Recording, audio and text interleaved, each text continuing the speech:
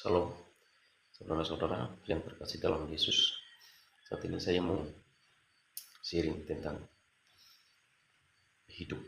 Saudara-saudara, banyak orang selalu berpikir dan selalu berjuangkan tentang bagaimana supaya saya beroleh hidup yang kekal, dan selalu dikhawatirkan dalam hidupnya. Bahkan mereka berpikir bahwa untuk memperoleh kehidupan itu kita menjadi seorang aktivis dalam gereja. Kita seorang yang aktif dalam kegiatan-kegiatan gereja ini, dan bahkan banyak hal yang mereka berusaha untuk memperoleh hidup yang kekal itu. Tetapi saya berikan solusi atau saya berikan jawaban supaya saudara bisa berusaha dan berjuang dalam kehidupan saudara.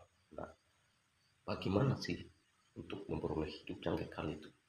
Oke, pertama, Yesus berkata di dalam Yohanes pasal 3 ayat 16, di sana bilang begini, karena begitu besar kasih Allah akan dunia ini, sehingga ia telah mengaruniakan anaknya yang tunggal, supaya setiap orang yang percaya kepadanya tidak binasa, melainkan beroleh hidup yang kekal.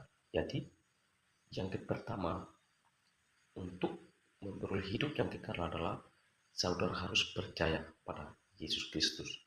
Dan juga Yohanes pasal 3 ayat 36 di sana bilang begini, barang siapa yang percaya kepada anak, ia mempunyai hidup. Tetapi barang siapa yang tidak mempunyai anak atau percaya kepada anak, dia ada hukumannya. Nah, jadi pertama adalah saudara harus percaya pada Yesus Kristus. Nah, sekarang yang kedua adalah Yohanes pasal 17 ayat 3. Saudara baca di sana. Di sana bilang begini.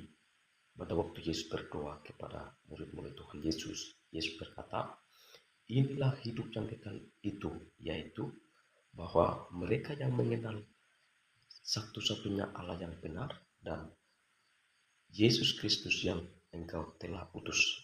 Nah, jadi yang kedua adalah mengenal Allah dan mengenal Yesus melalui firman dan Injil Kristus. Itu yang kedua. Nah, yang ketiga adalah di sana di dalam Yohanes juga berkata begini, barang siapa yang mendengar perintahku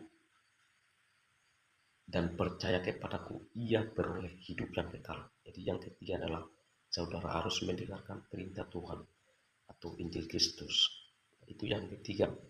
Lalu yang keempat adalah saudara harus hidup sesuai dengan firman Tuhan. Apa yang firman Tuhan sampaikan di dalam firman Tuhan atau Alkitab, atau hidup sesuai dengan petunjuk dari Tuhan kita Yesus Kristus.